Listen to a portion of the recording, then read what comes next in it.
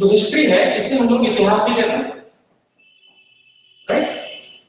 History, ये इतिहास जो वर्ड है इसे संस्कृत भाषा से लिया गया है, और जो हिस्ट्री है ये एक ग्रीक वर्ड है, एक लैटिन वर्ड। ओके, ये टू टाइप के वर्ड हैं, एक को हम लोग इतिहास कहते हैं और एक को हम लोग हिस्ट्री कहते हैं। तो हिस्ट्री जो है वो इतिहास का अंग्रेजी वाला भाषा का शब्द नहीं, वो अपने आप में ग्रीक वर्ड है, और जो इतिहास है ये संस्कृत वर्ड है। ओके, हिस्ट्री या इतिहास का जो अर्थ होता है वो ये कि हम अपने पास्ट का अध्ययन करते हैं, यानी कि हम अपने पास्ट को स्टडी करते हैं, उसके माध्यम से जो हमें इंफॉर्मेशन गेन होती है, इंफॉर्मेशन प्राप्त होती है ना, और उस इंफॉर्मेशन के आधार पर हम अपने फ्यूचर का निर्माण कर लेते हैं, फ्यूचर को सही कर लेते हैं। तो ऐसे ग्रंथ को या ऐसे टेक्स्टबुक को हम हिस्ट्री या इतिहास के नाम से जानते हैं। कुल मिलाकर के इतना कि इतिहास हम इसलिए पढ़ते हैं ताकि हम अपने पास्ट को स्टडी कर सकें, उस पास्ट की स्टडी के माध्यम से कुछ इंफॉर्मेशन लें कि क्या सही था और क्या गलत था, उस चीज को एनालाइज करने के बाद हम अपने फ्यूचर का निर्माण करें। बात समझिए, ये है इतिहास या हिस्ट्री का काम। इतिहास को कभी किसी पार्ट में डिवाइड करना हमेशा गलत माना जाता है, यानी कि हिस्ट्री के साथ ये कभी फेवर नहीं है कि इसको आप डिवाइड करके पढ़ो। बट जो बच्चे हैं उनको आसानी से हिस्ट्री समझ में आ जाए, उनको प्रॉब्लम ना हो ज्यादा हिस्ट्री को पढ़ने में, इस वजह से हमारे यहाँ के जितने हिस्टोरियंस, कुछ इंपॉर्टेंट जो हिस्टोरियंस थे, उनके द्वारा हिस्ट्री को 3 पार्ट में डिवाइड किया गया। कितने पार्ट में? 3 पार्ट में डिवाइड किया गया। ओके, ताकि लोगों को आसानी से चीजें समझ में आए। जैसे 3 पार्ट कौन से? एक को कहते हैं आद्य ऐतिहासिक काल, एक को कहते हैं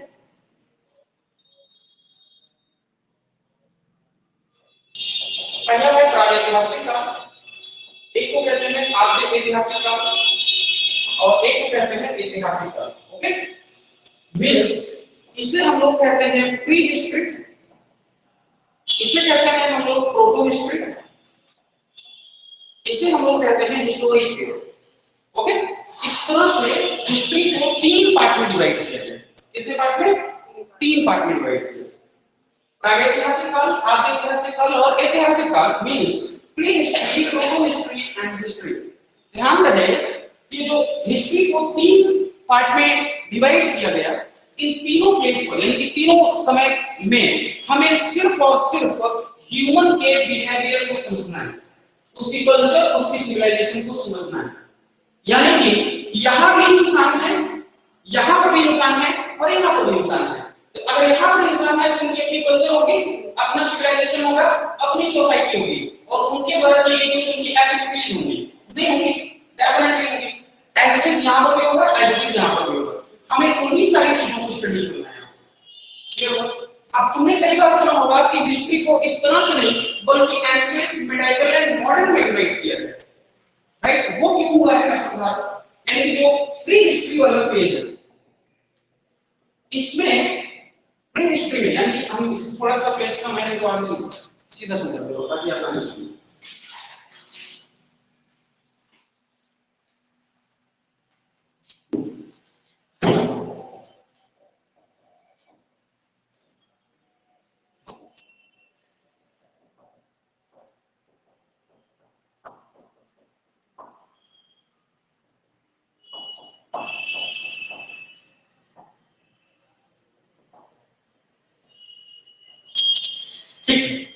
अब इसका मतलब मैंने बताया कि इन तीनों जगह पर हम ह्यूमंस के कल्चर और सिविलाइजेशन को समझना होता है, हम लोगों को उनकी सोसाइटीज को समझना होता है हमें, और उनकी एक्टिविटी को समझना होता है हमें।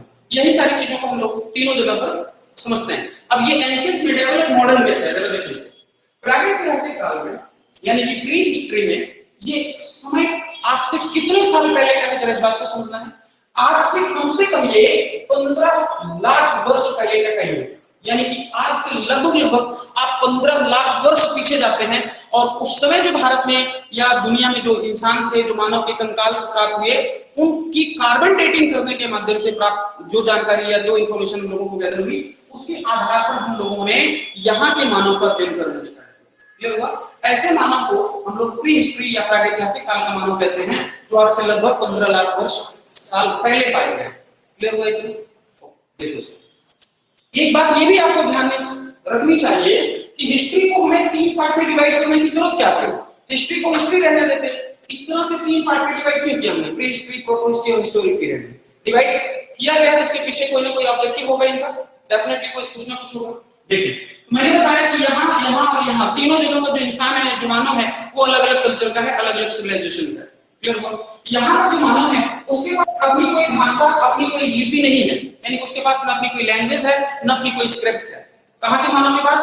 यहाँ के मानव के पास। यहाँ का मानव बिल्कुल अनसिविलाइज्ड है, यानी कि बर्बर है, जंगली है, यानी कि उसके पास अपना कोई सोसाइटी नहीं है, अपनी कोई कल्चर नहीं है, अपनी कोई सिविलाइजेशन नहीं है, कोई समाज नहीं, कोई सभ्यता नहीं, कोई धर्म नहीं। वो कहाँ है? जंगलों में निवास करता है, गुफाओं में निवास करता है। बारिश हो गई है, गुफाओं में चला गया। भोजन करने के लिए वो जंगल के जानवरों के ऊपर, जंगल में लगे हुए फलों का सेवन करता है। जब भी कोई प्रॉब्लम्स आती है तो वो गुफाओं में छुप जाता है और जंगलों के बीच में रहता है। एक आदिम सोसाइटी, इसलिए इसको प्री सोसाइटी कहा जाता है। यानी कि इस तरह का इंसान कहां प्राप्त होता है लोगों को? तो प्री हिस्ट्री। क्या इसको नहीं पढ़ा जाएगा? तो पढ़ा जाएगा। क्लियर हो गया? तो इसी प्रागैतिहासिक काल के अंतर्गत हम लोगों को पढ़ना पड़ता है स्टोन एज। कई बार आपने सुना होगा, क्या पढ़ना पड़ता है? स्टोन एज, जिसे हम लोग कहते हैं पाषाण काल। राइट? पाषाण मींस स्टोन एज मींस पत्थरों का काल। तो पत्थरों का काल क्यों कहा गया? अगर कोई ह्यूमन है आज से 15 लाख साल पहले, क्लियर है, तो मैंने बताया कि जानवरों को मारता है। किसको मारता है? जानवरों को मारता है। तो जानवरों को मारना है, जानवरों की हड्डी टूटी है, तो कुछ ना कुछ आपके पास टूल्स होने चाहिए। वो टूल्स बनाएंगे किसके आप? क्योंकि आपके पास मेटल तो था नहीं, उस समय के टूल्स बनाए गए वो पत्थर यानी कि स्टोन के बनाए गए। किसके बनाए गए? पत्थर यानी कि स्टोन के बनाए गए। क्योंकि उनके द्वारा जो भी टूल्स यूज किए गए वो सारे के सारे टूल्स स्टोन यानी कि पाषाण यानी कि पत्थर के थे। इस वजह से इसे हम लोग स्टोन एज के नाम से भी जानते हैं। यानी कि pre history equal to stone age. Clear हो? इस प्री हिस्ट्री को या स्टोन एज को भी 3 पार्ट में कैटेगराइज किया जाता है। मैं बहुत ब्रीफली हिस्ट्री क्या है वो समझा रहा हूं ताकि आगे कोई प्रॉब्लम ना हो कि कैसे कैसे तरह की चीजें आगे आ रही हैं। यानी कि जो क्रोनोलॉजिकल सिस्टम होता है वो समझा। ठीक है? यानी कि स्टोन एज हुआ है, स्टोन एज हुआ। स्टोन एज को भी हम लोगों के द्वारा 3 पार्ट में डिवाइड किया गया है। कितने पार्ट में डिवाइड किया गया? 3 पार्ट में। एक को कहते हैं पुरापाषाण काल, एक को कहते हैं मध्यपाषाण काल और एक को कहते हैं नवपाषाण काल। मींस इसे कहते हैं पैलियोलिथिक एज। लिथिक मींस क्या होता है? इसे कहते हैं मेसोलिथिक एज और इसे कहते हैं नियोलिथिक एज। 3 पार्ट में डिवाइड किया है इसको स्टोन एज। यानी कि पुरापाषाण काल, मध्यपाषाण काल और नवपाषाण काल। यानी कि paleolithic, mesolithic and neolithic age. इस तरह से इसे 3 पार्ट में डिवाइड किया। अब यहां से समझना, अगर यहां के इंसान अलग-अलग हैं तो यहाँ के भी इंसान अलग-अलग हैं। जब इस बात को हमेशा के लिए ध्यान रख लो कि जब भी किसी चीज को कैटेगराइज किया जाता है, जब पार्ट में 3 पार्ट में 5 पार्ट में डिवाइड किया जाता है, इसका मतलब है कि उन सारी चीजों में आपस में कुछ ना कुछ डिफरेंस है। क्या है? यहाँ का डिवाइड किया गया तो यहाँ के इंसानों में डिफरेंस है, यहाँ का डिवाइड किया गया तो यहाँ के इंसानों में डिफरेंस है। लेकिन ध्यान रहे कि यहाँ का पूरा इंसान इसके अंतर्गत आएगा प्री हिस्ट्री में, लेकिन इनमें कुछ ना कुछ बेसिक अंतर होगा। नहीं समझा? जैसे मैं पहले इनमें अंतर समझाऊं डिफरेंस, फिर इसको समझाता हूं तब आसानी से समझ पाएंगे। जैसे मैंने यहाँ पर बताया कि जो प्री हिस्ट्री का इंसान है उसके पास अपनी कोई लैंग्वेज नहीं है, अपनी कोई स्क्रिप्ट नहीं है। क्लियर हुआ? वो जंगलों में निवास करता है, गुफाओं में रहता है, जानवरों का शिकार करता है और जंगलों के फलों का सेवन करता है। That is complete. क्लियर हुआ? यहाँ का मानो ऐसा है, कोई उसकी सभ्यता है, कोई संस्कृति है, कोई सिविलाइजेशन है, कोई कल्चर है, कोई सोसाइटी है नहीं, यानी कि पूरी तरह से एक बर्बर लाइफ है ना, अनसिविलाइज्ड मानो। यहाँ का मानो, यहाँ का देखिए आद्य ऐतिहासिक काल मींस प्रोटो हिस्ट्री। यहाँ का जो मानव है वो होमो सैपियंस की तरह, हम लोगों की तरह कंप्लीटली सिविलाइज्ड है। इनफैक्ट हमसे ज्यादा प्रोग्रेसिव माइंड का है। और ये मानव आज से कितने साल पहले का है? ये मानव आज से मात्र 10 लाख वर्ष पहले, सॉरी 10,000 साल पहले का है। 10,000 ओनली। ये 15 लाख वर्ष पहले, सोचो कितना लंबा टाइम हो गया। ये आज से कितने साल पहले के मानो कि 10,000 साल पहले के। इनको कहते हैं हम लोग इंडस वैली सिविलाइजेशन, नाम सुना होगा आपने? इंडस वैली सिविलाइजेशन या हड़प्पन सिविलाइजेशन, राइट। यानी कि इंडस वैली सिविलाइजेशन या हड़प्पन सिविलाइजेशन के जो लोग हैं वो हम होमो सेपियंस से ज्यादा सिविलाइज्ड, ज्यादा कल्चर्ड और ज्यादा प्रोग्रेसिव और ज्यादा साइंटिफिक। सोचने वाली बात है, आज से 10,000 साल पहले जो भारत में इंसान पाया गया वो हमसे हर मामले में ज्यादा साइंटिफिक है, ज्यादा साइंटिफिक टेम्परामेंट का आदमी है। आज से 10,000 साल, आप 50 साल पहले अपने आप को देखें, भारत में रख करके देखें कि क्या हम उतने प्रोग्रेसिव थे। मात्र आज से 150 साल पहले भारत में महिलाओं के साथ, दलितों के साथ जबरदस्त तरीके का भेदभाव हुआ, यानी कि डिस्क्रिमिनेशन हुआ। किसी बात कर रहे हैं, उनके पास अपनी स्क्रिप्ट है, उनके पास अपनी लैंग्वेज है। इतने मॉडर्न थे कि उनकी स्क्रिप्ट, उनकी लैंग्वेज तक आज तक पूरी दुनिया डिसाइफर नहीं कर पाई।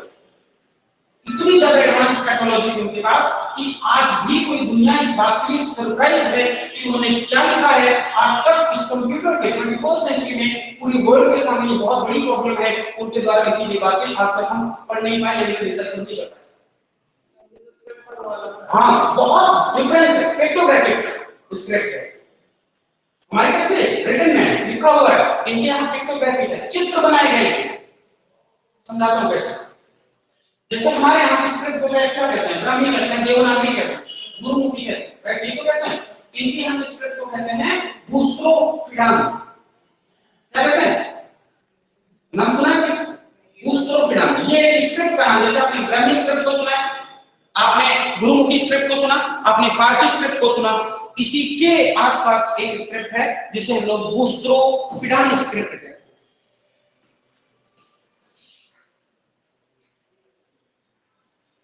क्या कहते हैं, बूस्ट्रोफिडान। जैसे आप मान लो, मैं बूस्ट्रोफिडान डिजाइन कर, जैसे अगर ये मान लो A4 साइज का पेपर है, ओके है ना, A4 साइज का पेपर है। अगर मुझे इसको ऐसे लिखना है, ऐसे तो नहीं करेगा, ऐसे करेगा। अगर फारसी होती तो इधर से आता, अगर फारसी अरबी होती तो यहां से आता, क्योंकि हमारी देवनागरी है, ब्राह्मी है, हम लोग इधर से लाते हैं।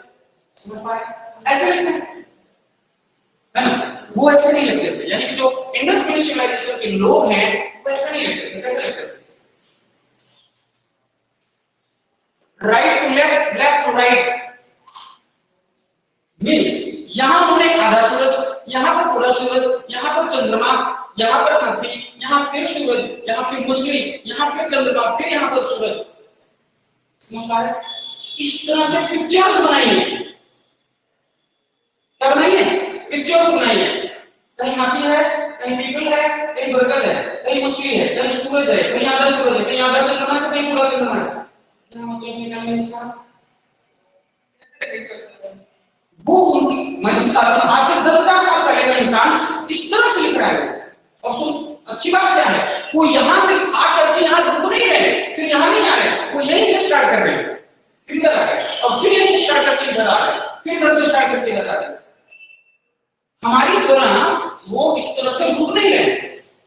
हम क्या कर रहे हैं, यहां से आकर के फिर रोक रहे हैं, ऐसा नहीं कर रहे। That is time management. हम एक पेज को कंप्लीट करने में 10 मिनट सिर्फ इसलिए बर्बाद कर देते हैं क्योंकि पेन उठाना और बैठना पड़ रहा है। वैसा नहीं कर रहा है, वो टाइम मैनेजमेंट को सोचते हैं। हमसे ज्यादा वैल्यू टाइम को समझते हैं।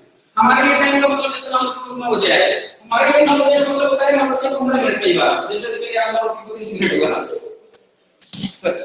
जैसे 8 बजे की टाइमिंग है और 9 बजे की टाइमिंग, तो कई बार होता है ना, जनरली हम लोगों के लिए 9 बजे का मतलब 9:15 होता है, नहीं होता है जब तक 9:30 हो ना जाए।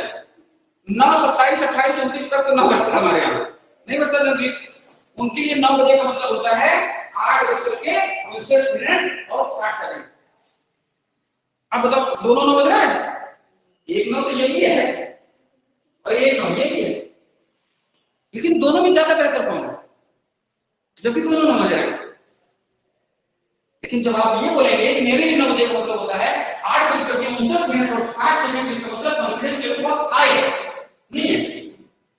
पहले किसका सिलेक्शन करना चाहिए? किस अप्रोच के लोगों का? कैसे अप्रोच के लोग नहीं करना चाहिए। हाँ, यानी कि जो आदमी टाइम मैनेजमेंट को समझ रहा हो, ऐसे आदमी की जरूरत है यार जो सवालों को बुझा रहा हो। ये टाइम पहला क्वालिटी जो हमसे बेटर है उनके अंदर, वो ये टाइम मैनेजमेंट को समझता है। एजुकेशन का क्या कॉस्ट है? बता रहा हूँ ये एक सिंपल एग्जांपल मैं आपको बता रहा हूँ। तो बिजनेस से तो मतलब चीजें हाँ मैं बता रहा हूँ, अब मैं बता रहा हूँ अपने आप समझ में आएगा। नेक्स्ट, भारत में रूरल एरियाज में आप जाओ गांव में, आज भी बहुत सारी ट्राइबल कास्ट जो घूम रही है सड़कों पर, जंगलों में, बहुत सारी ट्राइबल कास्ट। भारत में बहुत सारे गांव है वैसे, आज भी वहां पर शौचालय की व्यवस्था नहीं हो पाई है। हो पाई है प्लस का सिस्टम तो बहुत दूर की बात है, सारे लोग ओपन शौचालय में जाते हैं, खेतों में जाते हैं शौचालय करने के लिए।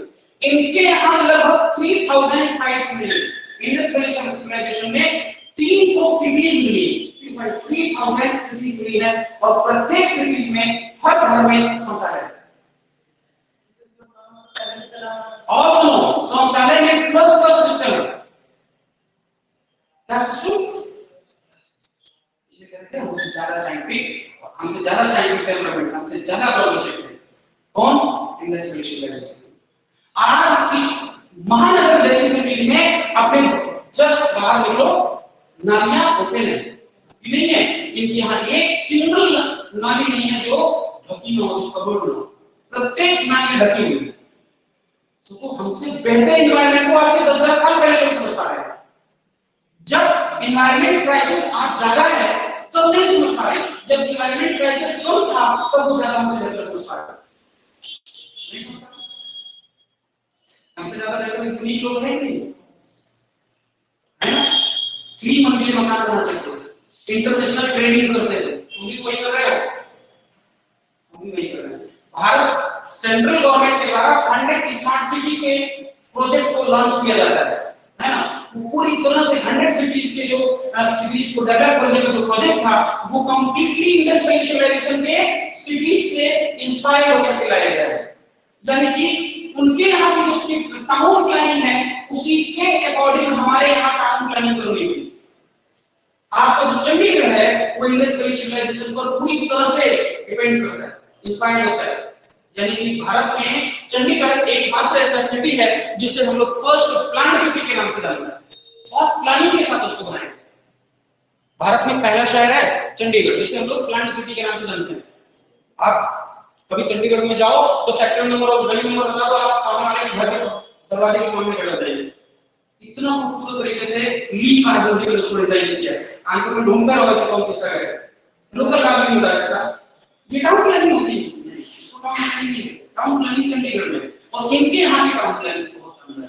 और दूसरी सबसे इंपॉर्टेंट बात, सबसे जो खास बात है वो हमसे अलग कर देती है। मान लो ये हाईवे है, राइट?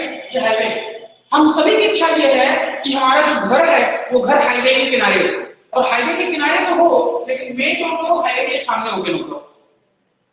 इन लोगों ने भी अपने घर हाईवे के सामने बनाए हैं, बट इन्होंने अपने घरों का दरवाजा यहाँ से ओपन ना करके हम लोगों की तरह क्यों नहीं ओपन किया?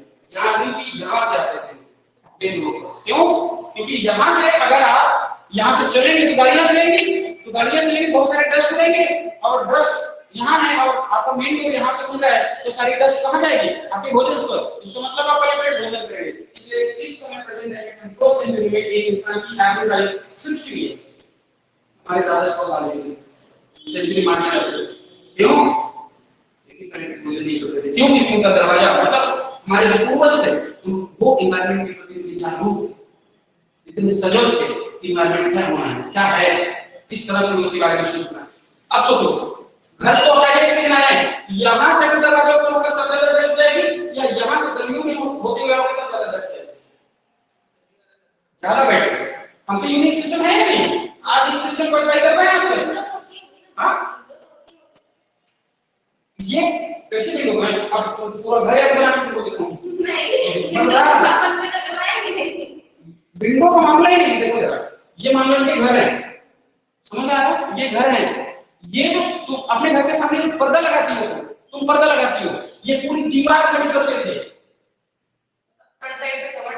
पूरा कवर्ड होता था, सिर्फ हल्का सा इधर से पूरा पूरा दीवार खड़ी होती थी।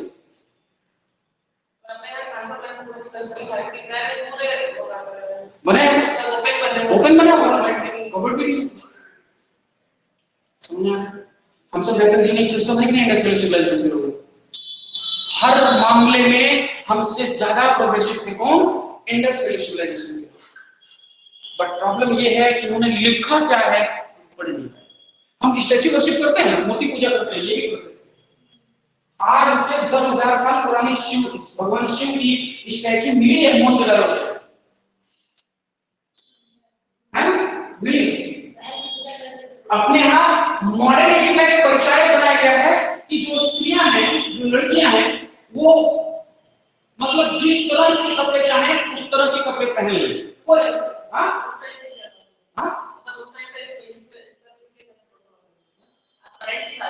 मैं अभी करंट से लेके बात कर रहा हूँ। अपने यहाँ मॉडर्निटी का परिचय क्या है कि कोई पुरुष किसी महिला के कपड़े पर कमेंट नहीं कर सकता। सिंपल बात है, आपको कमेंट करने का राइट नहीं है। मतलब वो मतलब हार्ड बोलूं को न्यूड होकर के घूमे तो क्या तो बोलने का राइट नहीं है। राइट नहीं गलत हो, वो उनकी अपनी मर्जी है, उनकी जाने, उसको कोई मतलब नहीं है। वो कहते हैं कपड़ा मेरा, बॉडी मेरी, पैसे मेरे, तुम्हारा दिमाग क्यों खराब हो रहा है, तुम क्यों बोल रहे हो? उस बात सही में तो सही बोल रही है, बोलते हैं। हमारे यहाँ यानी कि इंडस्ट्रियल सिविलाइजेशन आप जानकर के हैरान हो जाएंगे। डांसिंग गर्ल में ये, डांसिंग गर्ल में ये एक हाथ ऐसा है कि पूरी तरह से बैंगल से भरा हुआ है, एक दूसरा वाला हाथ जो है वो 4 बैंगल से भरा हुआ है, बढ़िया शानदार तरीके से जुड़ा की हुई है लड़की। यहाँ पर नेकलेस यानी कि मनका पहने हुई, जैसे आपने पहना है, जैसे गले में मनका पहना हुआ है और कंप्लीटली न्यू है और डांस स्टाइल में। इस स्टाइल में है डांस स्टाइल में, समझ में आ रहा है? उसी स्टाइल में 50 साल आगे बढ़ने वाले हैं, नहीं बढ़ने वाले। जिस तरह का समाज चल रहा है वो कंप्लीटली न्यू है। डांसिंग गर्ल कभी आप गूगल करके देखो, कंप्लीटली न्यू है ऑलरेडी। यहाँ तक पूरा बैंगल्स है, यहाँ तक ये है। 50 साल बाद समाज हमारा ये आने वाला है, किसी को कोई फर्क नहीं पड़ेगा। जो तुम्हारा समाज, अपने यहाँ ट्राइबल कास्ट नंगे नहीं घूमते, नंगे घूमते कि नहीं? कंप्लीटली न्यू घूमते, उनको कोई शर्म लिहाज नहीं है। अपने यहाँ बहुत सारे देखो नागा साधु, बहुत सारी सन्यासिनियां नंगे घूमते हैं। आप उनको देख करके हंस नहीं सकते, हंसते कोई लपड़ मार देना मुंह पे। हो रहा है ऐसा नहीं? और अलग अलग मामला चल रहा है। आपको नहीं लग रहा कि आज से 10,000 साल पहले के जो लोग थे वो सच में हमसे ज्यादा प्रोग्रेसिव थे? ये सारे मामला को अगर देखें, आज ढंग से ऑब्जर्व करें तो हमसे ज्यादा भाई मॉडर्न आदमी किसको कहेंगे? जो भाई एनवायरनमेंट के प्रति जागरूक हो, वही आदमी तो होगा ना। जैसे आप खाना कुछ लिए रैपर उठा के पेट लेकर है, बड़ा आदमी स्कूल से ले जाती है, क्यों? क्योंकि रैपर को तुमको डस्टबिन में डालना चाहिए ना, भाई रैपर को डस्टबिन में डालना चाहिए तो नालियां में लगे रखो, तुमने नहीं रखी। अपने यहाँ गांव की सड़कें कच्ची हैं, यहाँ एक ही सड़क कच्ची है, सारी सड़कें पक्की हैं। हमारे यहाँ सभी रोडों पर पानी की व्यवस्था की गई है क्या? इनके यहाँ प्रत्येक चौराहे पर कुएं की व्यवस्था की गई है। मोहनजोदड़ो एकमात्र साइट, मतलब एक साइट ऐसी है जहां पर 800 कुएं मिले, 800 कुएं मिले। हर घर में हैंडपंप है क्या? प्रेजेंट टाइम में बताओ, हर घर में हैंडपंप है? इनके हर घर में कुआं है। जो भी सिटीज है, सिटीज मतलब एक शहर है मोहनजोदड़ो, उसमें कम से कम रहने वाले 40,000 परिवार, 40,000 घर, 40,000 कुएं, हर घर में शौचालय, हर घर में बाथरूम की व्यवस्था। हाँ, एक स्विमिंग पूल मिले। आज अपने यहाँ स्विमिंग पूल अब देखने को मिलता है, और उस स्विमिंग पूल में और इस स्विमिंग पूल, उनके स्विमिंग पूल में बहुत जमीन आसमान का अंतर है। आपका जो स्विमिंग पूल है उसमें पानी 3 महीने के अंदर चेंज नहीं होता है। एक बार पानी फिल कर दिया गया, कम से कम 2 महीने तक पानी चलता है। यूरिन डाल करके उसको आराम से क्या कहते हैं, जो भी रिफाइन करना होता है पानी को, रिफाइन कर देते हैं पूरी तरह से। 2 महीने तक कोई पानी चलता रहता है। इनके यहाँ का पानी डेली चेंज होता है। और समझो, तुम्हारे यहाँ जो नालियों से पानी निकलता है वो एक नाली से पानी निकलता है, इनके यहाँ पानी निकालने के दो नालियां बनाई गई। यानी कि जो बाथरूम का यूज किया गया पानी था वो डायरेक्ट खेतों में जाता था, और जो शौचालय का पानी होता था वो नदियों और समुद्रों के माध्यम से बाहर निकाल दिया जाता था। और इतना ही नहीं, उसको रिफाइन किया जाता था, उसको फिर बाद में यूज किया जाता था। सोचो कितनी एडवांस टेक्नोलॉजी रही होगी। अपने यहाँ सारे पानी को निकालने का एक रास्ता है ना, उनके यहाँ 2 प्रकार की नदियां बनेगी, उन पानियों को फिर से यूज करते थे। तो हमसे है ना एडवांस जीरो, ये हो गया प्रोपोस्ट। क्लियर हो? नेक्स्ट आता है हिस्ट्री। अब ये वाला इनसे अलग है कि नहीं? अलग है ना। ये जो यहाँ के जो इंसान है, ये हिस्टोरिक के जो इंसान है, दोनों सेम है, बट अंतर इतना आता है, डिफरेंस इतना होता है कि इनके द्वारा जो स्क्रिप्ट और लैंग्वेज बनाई गई इसको हम पढ़ भी पाते हैं और समझ पाते हैं, लाइक ब्राह्मी एंड संस्कृत। ब्राह्मी और संस्कृत जो है लैंग्वेज और स्क्रिप्ट, इसको हम पढ़ पाते हैं कि नहीं पढ़ पाते? अभी बताओ, तीनों में डिफरेंस होना चाहिए था कि नहीं होना चाहिए? अगर एक करके पढ़ाते तो समझ में आ जाता क्या? नहीं समझ आता। इस वजह से हिस्ट्री को तीन पार्ट में कैटेगराइज किया। क्लियर हो गया? ठीक उसी तरह से पैलेलिथिक, मेसोलिथिक और नियोलिथिक को तीन पार्ट में कैटेगराइज किया गया, यानी कि यहाँ का इंसान अलग टाइप का है, यहाँ का अलग टाइप का है और यहाँ का अलग टाइप का है। तीनों का अलग अलग सोसाइटी, बट तीनों इंक्लूड किसमें करते हैं अपने आप को? Pre history. समझ में आ गया? तो इसके अंतर्गत हमको क्या पढ़ना पड़ता है? जैसे पढ़ने क्लासिक वाले की प्री हिस्ट्री के अंतर्गत हमें स्टोरीज पढ़ना पड़ा, तो फिर हम आगे क्लासिक वाले की प्रोटो हिस्ट्री में किसको पढ़ते हैं? तो हम इसमें इंडस वैली सिविलाइजेशन को पढ़ते हैं एंड वैदिक कल्चर को पढ़ते हैं। दो चीजों को पढ़ते हैं, एक इंडस वैली सिविलाइजेशन एंड वैदिक कल्चर। नेक्स्ट, ये जो ऐतिहासिक काल है आपका, यानी कि हिस्टोरिक पीरियड है,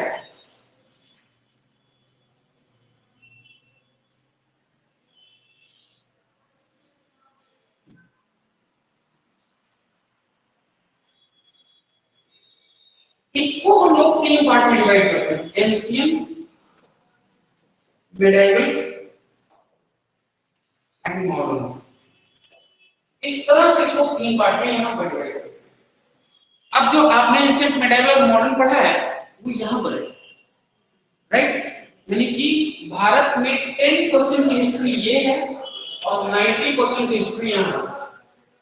कितना कम पढ़ते हैं लोग, पूरी हिस्ट्री यहां पर है। हम लोग इसका बस इसका पूरे हिस्ट्री का 10% पढ़ते हैं, एंशिएंट, मिडिवल एंड मॉडर्न में।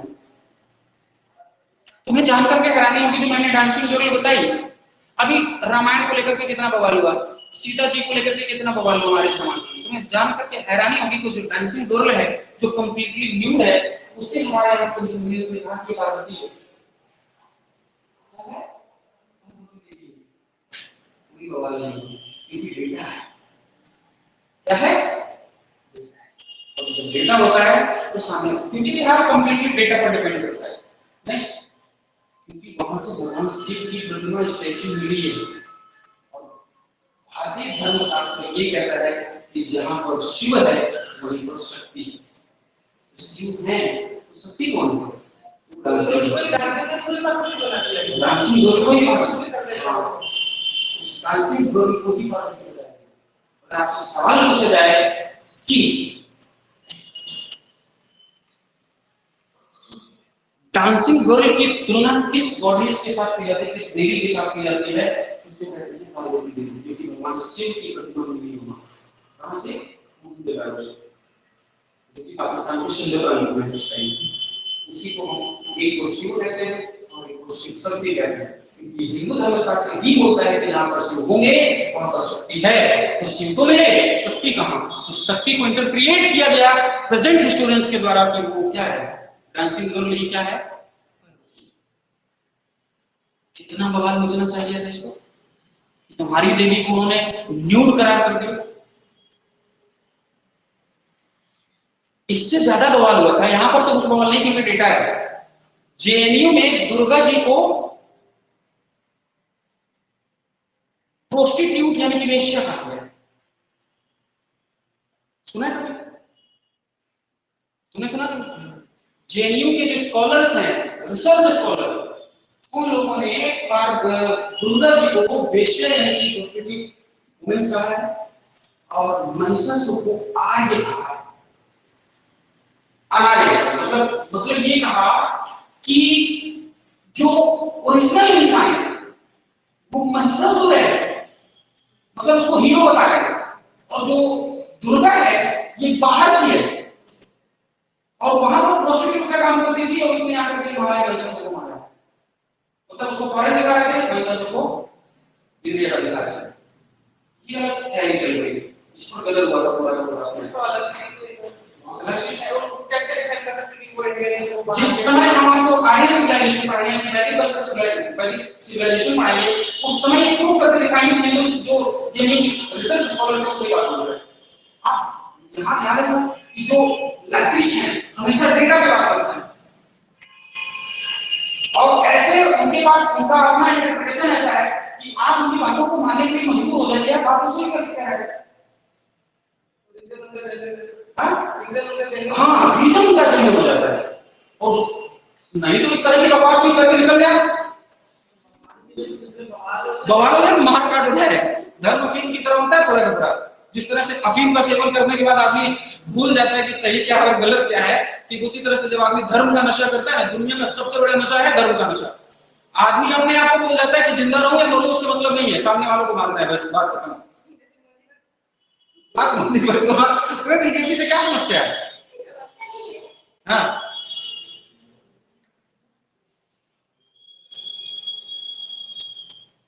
समझ में आ रही बात में? तो हिस्टोरिक पीरियड में हम लोगों को क्या पता है, ancient medieval and modern.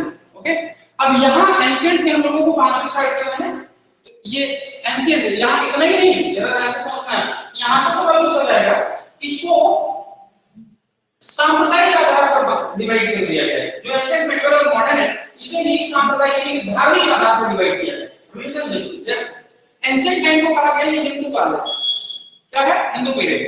Medieval को कहा गया मुस्लिम पीरियड है, एंड ये क्या है, ये ब्रिटिश पीरियड है। समझने वाली बात, ये इसको डिवाइड करने वाले व्यक्ति कौन है, जेम्स मिल।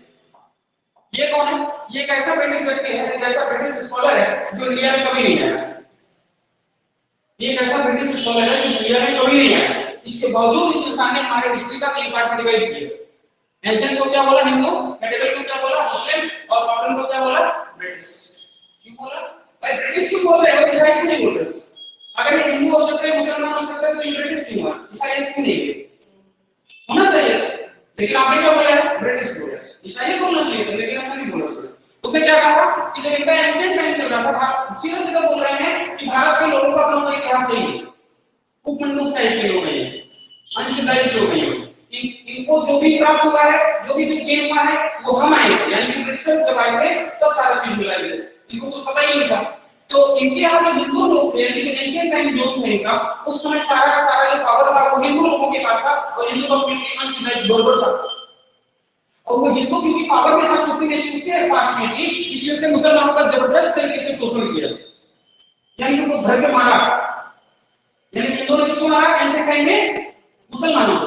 और मुसलमान जब इमर्ज करते हैं खुद को, तो मुसलमानों ने मेडिवल फेज में आकर के हिंदुओं को मारा, यानी कि उनका कन्वर्जन कराया, उनके मंदिर तोड़ दिए, लाइक औरंगजेब, फिरोज शाह तुगलक, मोहम्मद बिन तुगलक, इन सारे लोगों के मंदिर तोड़े, उन लोगों को कन्वर्ट कराया, किया।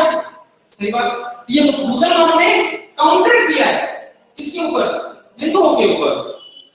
अब जब ये डिक्लाइन करते हैं, फिर हिंदू क्या होते हैं, खुद फेमस करते हैं और फिर हिंदू काउंटर करते हैं, यानी कि हमेशा ये कॉन्फ्लिक्ट इनका चलता ही रहता।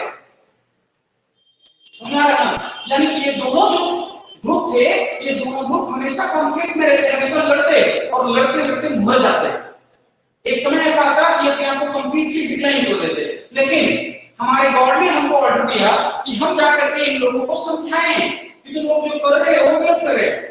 क्योंकि पोर्तुगीज भी भारत में आए थे, फ्रेंच भी भारत में आए थे, डेनिश भी भारत में आए, वो सब के सब क्या थे, ईसाइयत के थे। कि सुप्रीमेसी किसके पास है, ईसाइयत के पास अगर बोल देंगे तो ये फ्रेंच के पास मिला सकती है, पोर्तुगीज के पास मिला सकती है, स्पेनिश के पास मिला सकती है, डेनिश के पास मिला सकती है, लेकिन लेना किसको है, तो हमको इसलिए क्या बोलना चाहिए, ब्रिटिश बोलना चाहिए, ना ईसाइयत। ईसाइयत बोलते हैं पोर्तुगीज में क्या है, ईसाइयत, स्पेनिश कौन है, ईसाइयत के लोग हैं, डेनिश कौन है, वो ईसाई। बोलना क्या है, ब्रिटिश। यानी कि इन दोनों को समझाया किसने, इन दोनों को सिविलाइज किसने किया, मॉडर्न किसने किया, तो हम ब्रिटिशर्स ने किया। हम आए तो हम लोगों ने इन लोगों को समझाया, इनको रूल समझाए, लॉ के अकॉर्डिंग चलना सिखाया हमने इनको, इनको मॉडर्न बनाया, इनको सिविलाइज किया, इनके कल्चर को समझाया। तब जाकर के अब ये दोनों अब एक साथ रह रहे हैं, क्योंकि यहाँ राष्ट्र की नेशन की ये सब हमने किया है। ऐसा कौन बोल रहे हैं, ऐसा सही है, क्लास बात निहायती टेक्नोलॉजी वाला सिस्टम नहीं। ये तुमसे भी पूछ लिया जाए किस तरह से किसने डिवाइड किया, जैसे मैंने बताया ना हिस्ट्री की part divide, pre history, proto history and history. ठीक उसी तरह से मैंने बताया इसको तीन पार्ट में डिवाइड किया है, एंशिएंट, मेडिवल एंड मॉडर्न। ये भी पूछा जा सकता है किसी सांप्रदायिक के आधार पर डिवाइड किया, Hindu, Muslim and British. Right answer Jasmine. अच्छी बात ये है कि बात कभी नहीं है, तो यहां बैठ के हो किसी को राजस्थान के बारे में लिख लिखो लिखो कि पता ही नहीं, वहां पास इन्फॉर्मेशन ही नहीं, लिखोगे क्या? तुम बैठे लंदन में हो, भारत का इतिहास लिख रहे हो कैसे? लेकिन तुमने लिखा, और हमने किसी के डेटा को इंपॉर्टेंट डेटा माना, किसी के द्वारा दिए गए डेटा को हमने प्राइमरी डेटा माना। हम इनको सेकेंडरी कर देते हैं, वो प्राइमरी डेटा मानते हैं। यानी जैसे जो बोल रहा है वो प्राइमरी डेटा है, यानी जो बोल रहा है वो गलत नहीं, तो काउंटर करने का समय। हमारे यहाँ के लोगों ने इनको काउंटर नहीं किया। काउंटर करने का मतलब जो तुम बोल रहे हो गलत बात बोल रहे हो, हम सच में क्या आपको हुआ बहुत होता है, इसे कहते हैं काउंटर। हाँ, बातों में खंडन कर दे, आपकी बातों से हाँ ठीक है, इतनी बात हमारी समझ में। इस तरह से ये पूरा हमारा एक हिस्ट्री का एक लगभग सिलेबस मान लीजिए। अब यहाँ पर समझिए जो एंशिएंट टाइम है, इसको तो थोड़ी देर में समझ सकते हैं, उस लोगों ने हमारे बारे में ऐसा कहा। तो जो एंशिएंट टाइम का जो सिलेबस है आपका वो गलत है।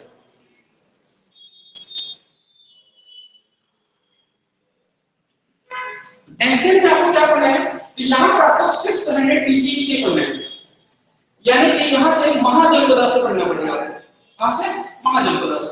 Mahajanapada equal to state. जैसे आज हम लोग स्टेट बोलते हैं, भारत में 28 स्टेट्स हैं, 8 यूनियन टेरिटरी है, यही है, कुछ और है, यही है, 28 स्टेट्स हैं और 8 का यूनियन टेरिटरी। एनसीआर भी है क्या कोई? हाँ, अच्छा कभी सुना है तुम लोगों ने एनसीआर? हाँ, दिल्ली एनसीआर भी सुना है, नेशनल कैपिटल रीजन जिसको कहते हैं। अच्छा एक बात बताओ, दिल्ली जो है वो एनसीआर है या यूनियन टेरिटरी है? क्या है इस दुनिया में एक शब्द का सिर्फ एक मतलब होता है, जल अलग चीज होता है, पानी अलग चीज होता है, वो सिर्फ सिनोनिम्स हैं। उनके भौतिक गुण सेम हो सकते हैं, फिजिकल जो क्वालिटीज होंगी वो सेम हो सकती है, बट केमिकल क्वालिटीज हमेशा डिफरेंट होती है। यानी कि पानी और जल और वाटर ये तीनों फिजिकली तो दिखाई दे रहे हैं, तीनों पहले बहते हैं, तो तीनों केमिकली अलग अलग, जिसके फार्मूला अलग अलग। जैसे बायोलॉजी में फार्मूला नहीं आता, उनके फार्मूले चेंज होते हैं, दिखाई तो देता है कि अलग है, बट फार्मूला अलग चेंज है। यानी कि जल अलग है, पानी अलग है, नीर अलग है। कैसे? ऊपर से जो पानी आता है वो भी पानी की तरह दिखता है, जो जमीन से पानी आता है वो भी पानी होता है, एक ही तरह दिखता है ना, जो समुद्र में होता है, जो नदियों में होता है, और जो झीलों में होता है, जो झरनों में होता है, जो कुओं में होता है, सबके सेम होते हैं, सबकी फिजिकल क्वालिटी सेम है ना, और सबको पी सकते हैं क्या? नहीं पी सकते। इसका मतलब डिफरेंस है, इसका मतलब डिफरेंस है। ठीक उसी तरह से इधर इसका मतलब क्या है? यूनियन टेरिटरी का मतलब अलग है एंड एनसीआर होने का मतलब अलग। कल पता करके आना हमको, बताना, अगर नहीं बता पाए तो मैं बताऊंगा कि वास्तव में एनसीआर होना क्या होता है और यूनियन टेरिटरी होना क्या होता है। क्या वास्तव में दिल्ली प्रेजेंट टाइम में यूनियन टेरिटरी है या एनसीआर है? आप गूगल कर लो, तो ऐसे तुम सब पहले तुम गूगल कर लो, बता दो, मान जाएगा।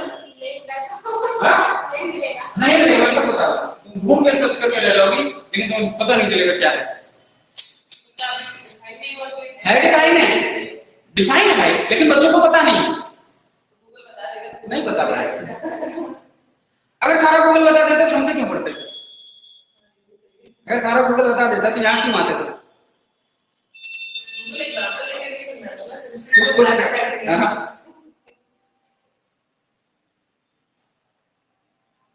ठीक है, इधर आइए। तो यानी कि हम यहाँ यानी कि एंशिएंट टाइम को प्रोसेस करते हैं 600 BC से, यानी कि महाजनपद इक्वल टू स्टेट। जैसे जो हमारे यहाँ जैसे हम गांव कहते हैं, उसे शुरुआत में है ना काम करता है तो ये टेरिटरी, हां क्या काम करता है, जैसे काम का सब पार्ट और पार्ट बनता है, वो डिवाइड किया जाएगा ए बी सी। नहीं इनिशियल करके नहीं समझा पाओगे, ना समझ पाओगे, जब हम समझाएंगे तब समझ पाओगे। तो पता है यूपी के कम से कम 8 जिले यूनियन टेरिटरी एनसीआर का हिस्सा है। राजस्थान के 2 जिले, 2 डिस्ट्रिक्ट्स, भारत यूपी के 8 डिस्ट्रिक्ट्स, राजस्थान के 2 डिस्ट्रिक्ट्स एंड हरियाणा के कम से कम 13 डिस्ट्रिक्ट्स, वो सब दिल्ली एनसीआर में है। इसका मतलब क्या है कि जो यूपी के 8 डिस्ट्रिक्ट्स हैं वो एनसीआर में शामिल है, ये यूनियन टेरिटरी है। सोचने वाली बात फिर कैसे? हरियाणा में सोनीपत है, पानीपत है, गुरुग्राम है, ये तीनों की तीनों क्या है? ये एनसीआर का पार्ट है, क्या ये यूनियन टेरिटरी का पार्ट भी है क्या? राजस्थान का अलग अलग भरतपुर, ये तो डिस्ट्रिक्ट ऐसे है कि एनसीआर का पार्ट है, क्या ये यूनियन टेरिटरी का भी पार्ट हुआ? क्योंकि ये राजस्थान का डिस्ट्रिक्ट है, तो राजस्थान का यूनियन टेरिटरी में आएगा। आप बताओ क्या मॉडर्न है क्या डेवलपमेंट है? देखो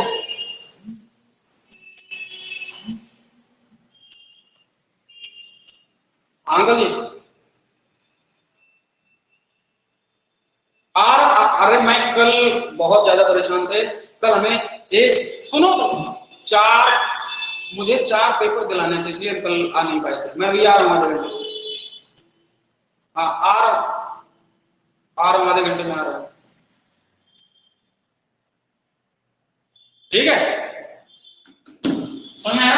तो एंशिएंट टाइम में हम लोग क्या करते हैं, 600 बीसी से पढ़ते हैं, यहां से स्टार्ट होता है। इस 600 बीसी का क्या मतलब होता है? कितना साल पहले, आज से कितना साल पहले की घटना है? 2000 साल पहले। नहीं जीरो से डर आया 2023 को जोड़े इसके गुजर का 600 कितना हो गया? कितना हो गया? कितना साल हो गया? 2600 साल। कितना साल? 2600 साल। ये समझ पा रहे हो?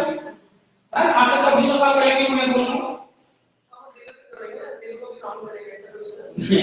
देखो मैं बताता हूं, ये एक माइलस्टोन मान लो जियो, है ना? ये कभी हुआ होगा तो ये हुआ होगा, फिर ऐसे 100 200 500 1000 2000 2000 को होगा, एंड कभी 1000 भी रहा होगा, और फिर कभी अब 2000 भी है ना, 150 फिर आप 2023 हो गया हुआ। देन यहां से अगर यहां तक काउंट करें जर्नी को, 2023 साल नहीं हो जाएगा। लेकिन क्या इसके इधर कोई समय नहीं रहा होगा कोई ना कोई समय? इसको इसलिए माइलस्टोन मानते हैं क्योंकि ईसा मसीह का जन्म माना जाता है ना? कई बार इसको एनाडोमी में काउंट, यानी कि यहां से यहां तक की जर्नी को हम लोग एनाडोमी कहते हैं। कई बार ये कहा था आप ईसा मसीह के आफ्टर डेथ की बात करते हैं, इसलिए एनाडोमी कहते हैं, है ना? और अब इसे हम लोग प्रेजेंट टाइम में सीई कहते हैं, यानी कि कॉमन एरा इसे। अब इसे ये तो जन्म का मामला हो गया, तो जन्म से पहले क्या था? अगर मरियम ने जन्म दिया तो वो यहां नहीं पैदा होगी ना, कोई घर नहीं पैदा होगी। अगर वो 20 साल की उम्र में जन्म दे रही होगी ईसा मसीह को, तो यहां होगी ना 20 साल पहले। इस तरह से 100 साल हो जाएगा यहाँ, इसी तरह से 2000 साल, यहाँ मान लो 600 साल हो गए। अब अगर हमको इस वाली घटना को जानना है कि ये घटना कितने सौ साल पहले हुई होगी, तो हमें यहाँ से 2023 यहाँ आना पड़ेगा, 600 साल की इधर उधर जाना पड़ेगा। तो 2000 ये एवरेज और 600 साल ये एवरेज, टोटल 2600 साल। क्लियर हो गया ना? यानी 80 ये अगर जब भी यहाँ पर सी था और इस वाली घटना को जब भी हम लोग काउंट करते हैं, इसे हम लोग बीसी में काउंट करते हैं, बिफोर कॉमन एरा। पहले हम लोग बीसी कहते थे, अब इसे बीसीई कहते हैं, before Christ to before common era. बवाल हो गया था, मैंने बताया था क्या कि लोग हमारे यहाँ हिंदू धर्म के लोग बोल रहे थे कि ईसा मसीह का जन्म क्यों मान रहे हो? राम वाला जन्म मान लो, ईसा मसीह जरूरी है क्योंकि भारत सेकुलर कंट्री है, कॉमन लगा क्राइस्ट क्यों लगा भाई? तुम तो कहते हो भारत इंडिया जो है सेकुलर कंट्री है, तो एक विशेष धर्म को आप क्यों बात कर रहे हैं? तो राम को मानिए, कृष्ण को मानिए, सामान्य ये है ये वाला, यानी कि 0 से 2023, यानी कि 0 के बाद जो भी घटना घटी होगी, जो भी इवेंट्स आएंगे वो सारे के सारे कॉमन एरा में, और जो 0 से पहले हुआ वो सब के सब बिफोर कॉमन एरा, यानी कॉमन एरा से पहले हुआ। अब कोई बवाल नहीं है। इस्लाम वाले उनका पैगंबर हजरत मोहम्मद साहब से स्टार्ट करेंगे, जैन धर्म वाले वो महावीर स्वामी से स्टार्ट करेंगे जब उनका बर्थडे हुआ था। गौतम बुद्ध वाले उनका गौतम बुद्ध का 563 बीसी में हुआ, तो वहां से स्टार्ट करेंगे, गुरु नानक से स्टार्ट करेंगे, तो बवाल नहीं हो जाएगा। इसलिए रास्ता निकाला गया कि वैसे ही भारत एक सेकुलर कंट्री है ही है, एक कॉमन वर्ड दिया जाए लोगों के द्वारा, कॉमन एरा और बिफोर कॉमन एरा। देखो ये आज से कितने सौ साल पहले की घटना है, 2600 साल पहले की घटना, राइट। अब इसके अलावा इसमें क्या करना है आपको,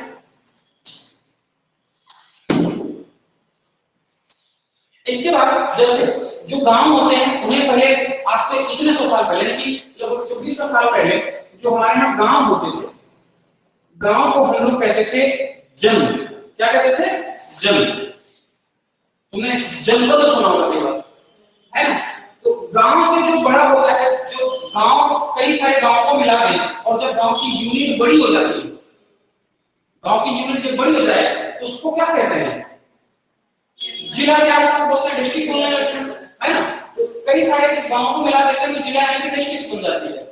उस जिला को इस समय महाजनपद कहा गया, तो सॉरी जनपद कहा गया, क्या कहा गया, जनपद कहा गया। और जब कई सारे जिलों को मिला देते हैं क्या हो जाता है, स्टेट बन जाता है ना। अगर राज्य यहाँ हो गया तो ये हो गया महाजनपद, यानी कि जो कई सारे जनपदों को यूनाइट कर दिया गया, यूनिट फिर बड़ी हो गई, उसको क्या कहा गया, महाजनपद। इस तरह से आज से 2600 साल पहले टोटल कितने स्टेट या कितने महाजनपद, तो 16 महाजनपद। जैसे आज कितने स्टेट, तब उस समय 16 स्टेट भारत में। समझ में आ गया। आज 28 स्टेट हैं भाई, स्टेट कम होंगे या बढ़ेंगे, समझ आ रही है। अभी देखो एक नया स्टेट बनकर दिया हुआ तेलंगाना, बना कि नहीं बना, यानी कि स्टेट की संख्या बढ़ेगी घटेगी नहीं। स्टेट 16 थे, संख्या बढ़ेगी घटेगी नहीं, क्लियर हो गया। तो टोटल कितने स्टेट्स को बने हैं, 16 स्टेट। जैसे मैं कुछ नाम बताऊं, जैसे मगध, अवंती, काशी, कौशल, ये सब स्टेट के नेम है। जैसे आज हमारे यहाँ यूपी, एमपी, महाराष्ट्र, ये सब स्टेट के नेम है कि नहीं। उस समय स्टेट के नाम क्या थे, Magadh. Magadh is equal to Bihar. हर चीज कैसे मिलित है, पहले जिस चीज आज जिस चीज को बिहार कहते हैं वही चीज पहले मगध हुआ करती है, यानी कि बिहार इक्वल टू मगध। बिहार का जो एंशिएंट नेम है वो क्या है, मगध। समझ आया। जैसे बिहार की राजधानी क्या है, पाटलिपुत्र, तो पाटलिपुत्र गुजरात में क्या है, पटना। मगध की राजधानी, मगध की जो कैपिटल जो पाटलिपुत्र है, तो बिहार की राजधानी क्या है, पटना। तो बिहार हो गया मगध, पाटलिपुत्र हो गया पटना। समझ में आया। तो मगध उस समय महाजनपद हुआ करता था, हाँ उसमें बाद में रूलर साथ बाद में जब पाया करता हूं। एक मगध स्टेट के महाजनपद के रूप में है। अवंती, जिसे तुम मध्य प्रदेश कहते हो, दैट इज अवंती। समझ आया। अंग, काशी, अपने यहाँ वाराणसी को कहते हैं, गांधार, काशी क्या स्टेट को कहते हैं, हाँ स्टेट का पहले यूपी में था, यूपी का था, यूपी का कोई कॉन्सेप्ट नहीं था, यूपी का कोई कॉन्सेप्ट नहीं, सिर्फ काशी था। दुनिया का सबसे पहला सिटी है काशी, दुनिया का फर्स्ट सिटी है काशी। दुनिया में कहीं पर पहली बार सिटी बनी तो काशी यानी कि वाराणसी में बना, वाराणसी में। इससे पहले दुनिया में कहीं सिटी थी नहीं। प्लेस डिसाइड किया गया, प्लेस डिसाइड, हाँ जगह डिसाइड की, जगह डिसाइड की ये इसको बनारस कहेंगे। बनारस क्यों कहेंगे, क्योंकि ये दो नदियों के संगम पर बसा हुआ है, वरुणा और अश्वी इक्वल टू वाराणसी। एक नदी वरुणा, एक नदी अश्वी, दोनों को मिला वाराणसी। तो ये दो नदियों के बीच में बसा हुआ है। और जब कोई चीज, जब कोई प्लेस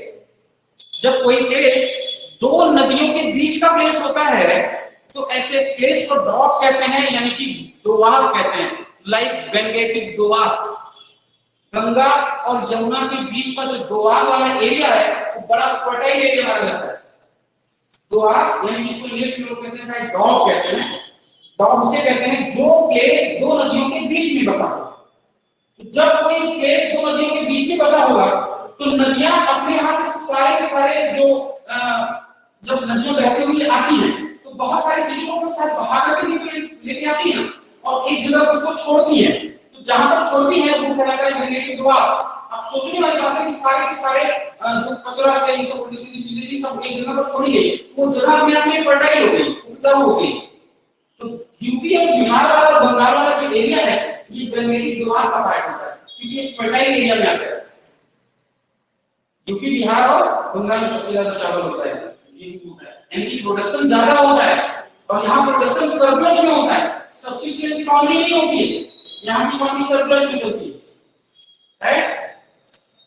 समझ रहा ना? तो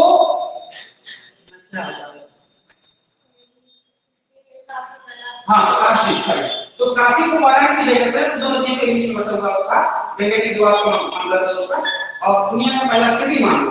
ऐसा लोगों ने उस समय के जो लोग थे, लोगों ने डिसाइड कर दिया कि दो नदियों के बीच का प्लेस है ना, ये वाराणसी कहा जाएगा क्योंकि दो नदियों के बीच में बसा हुआ है, ये दुनिया में पहला शहर माना जाएगा। क्लियर हो गया? तो इस तरह से जो मैं आपको बता रहा हूं, सबसे सब महाजनपद के नियम है, ये सारे महाजनपद आपको पढ़ने पड़ेंगे, राइट? स्टेट, महाजनपद एक प्रति स्टेट है ना। नेक्स्ट, अब ये महाजनपद है ना, तो टोटल कितने महाजनपद? 16 महाजनपद। अब 28 स्टेट को मिलाकर क्या बनेगा? राष्ट्र, नेशन बनता है। कि उसी तरह से 16 महाजनपद को यूनाइट कर देंगे, इसका यूनिफिकेशन कर देते हैं, एक क्या बनता है?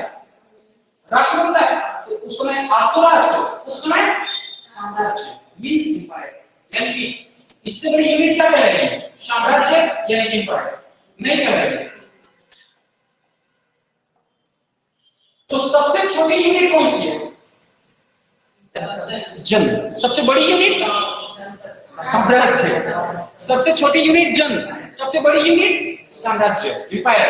तो ये जो 16 महाजनपद थे, उनमें जो सबसे शक्तिशाली, सबसे पावरफुल जो महाजनपद था उसका नाम था मगध। तो मगध ने 3 पॉलिसीज के तहत, यानी कि 3 पॉलिसी बनाई है उसने। 3 पॉलिसी के तहत उसने अन्य 15 जो महाजनपद थे उन्हें अपने में कैप्चर कर लिया, ऑक्युपाई कर लिया 3 पॉलिसीज के तहत। तो 3 पॉलिसीज क्या है? पहले हमारे साथ मित्रता करेंगे, पहले मित्रता नहीं, पहले हमारे साथ संधि, विवाह का प्रस्ताव, मैरिज अलायंस करेंगे।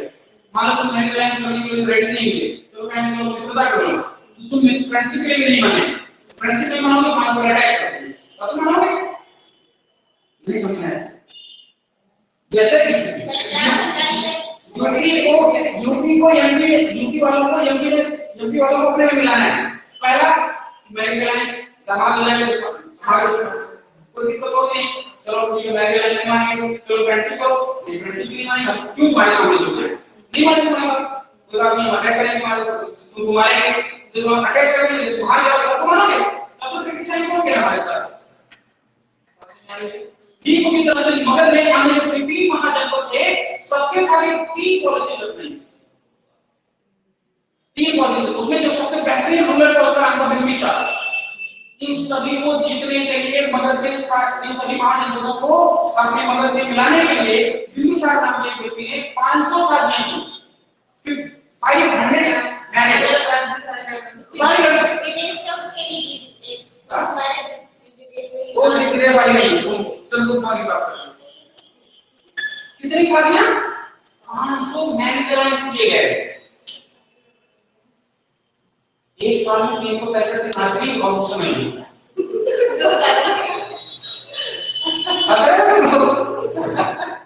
सच बता रहा, ये सवाल पूछा गया पीसीएस में, ऐसा कौन सा शास्त्र ऐसे पूछा गया, बौद्ध धर्म की किताब महाभारत के अकॉर्डिंग किस राजा ने 500 शादियां की?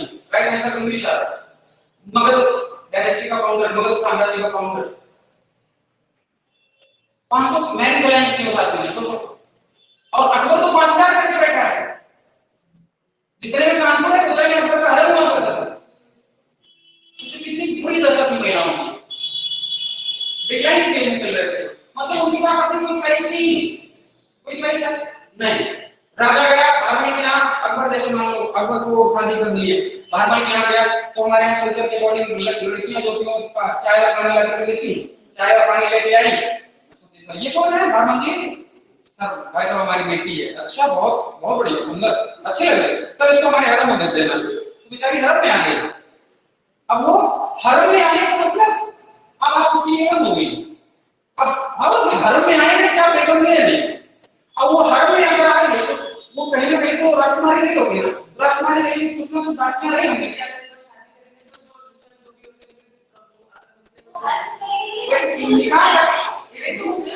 हम निकाह होता है, मतलब एक फॉर्मेलिटी करके हरम में ला दिया गया, प्रसाद धर्म, हरम मींस जहां पर वो उनकी सारी बेगम्स रहती है। हरम एक ऐसा प्लेस है जहां पर उनकी सारी बेगम्स रहती है।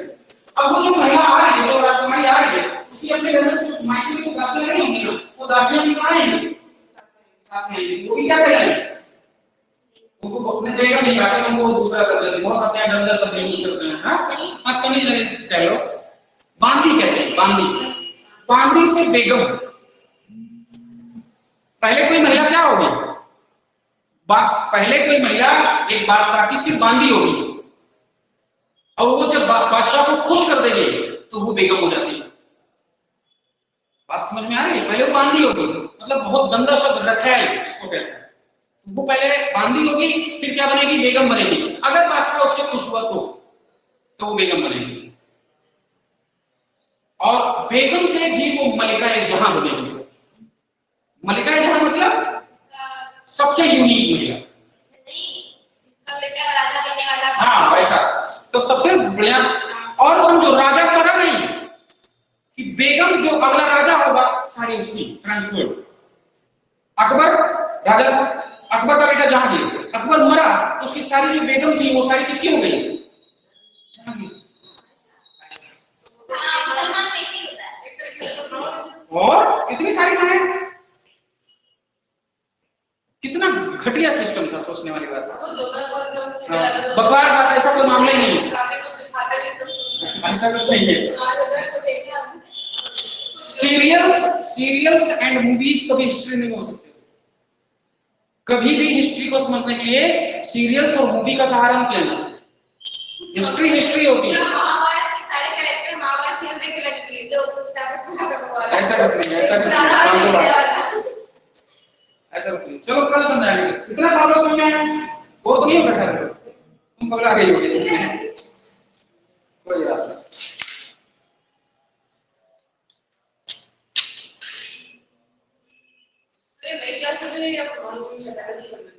पहले तुमको पढ़ा रहे हैं, तो वैसे 3 क्लास में पढ़ा चुका था।